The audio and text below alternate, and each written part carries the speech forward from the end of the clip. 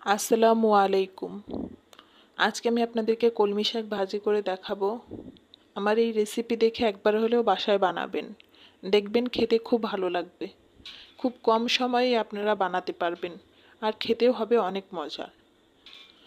তো এখন আমি এখানে কিছু কলমি শাক নিয়েছি। শাকগুলো এখন আমি আপনাদেরকে কেটে দেখাবো। একটা ছুরির সাহায্যে খুব ছোট ছোট করে কাটবো। শাক যত ছোট করে কাটবেন খেতেও তত ভালো লাগবে। কাটা হয়ে গিয়েছে। চুলায় আমি একটা প্যান বসিয়ে দিলাম। প্যানের ভিতরে আমি এখন ধুয়ে নিয়েছি শাক, সেই শাকগুলো দিয়ে দিব। আর এখানে আমি ছোট সাইজের 2টা আলু কেটে দিয়ে দিলাম। শাকের ভিতরে আলু দিলে খেতে খুব ভালো লাগে। 5-6টার মতো কাঁচামরিচ কেটে দিয়ে দিলাম। স্বাদ মতো লবণ দিয়ে দিব। এখন আমি ঢাকনা দিয়ে ঢেকে দিব সিদ্ধ হওয়ার জন্য।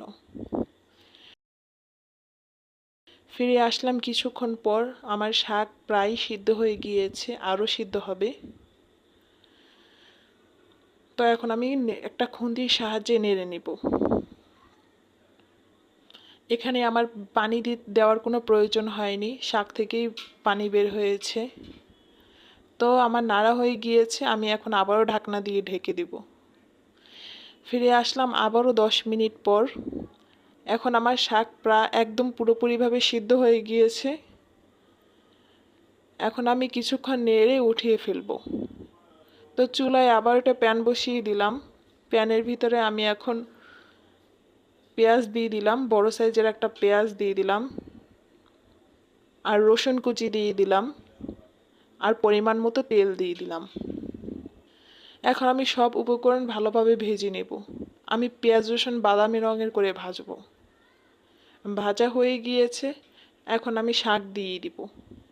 শাক দিয়ে কিছুক্ষণ ভালোভাবে নেড়ে নেব।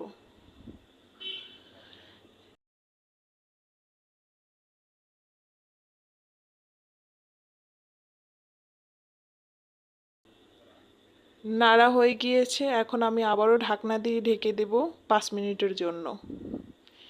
এই সময় চুলার আঁচ একদমই কম থাকবে।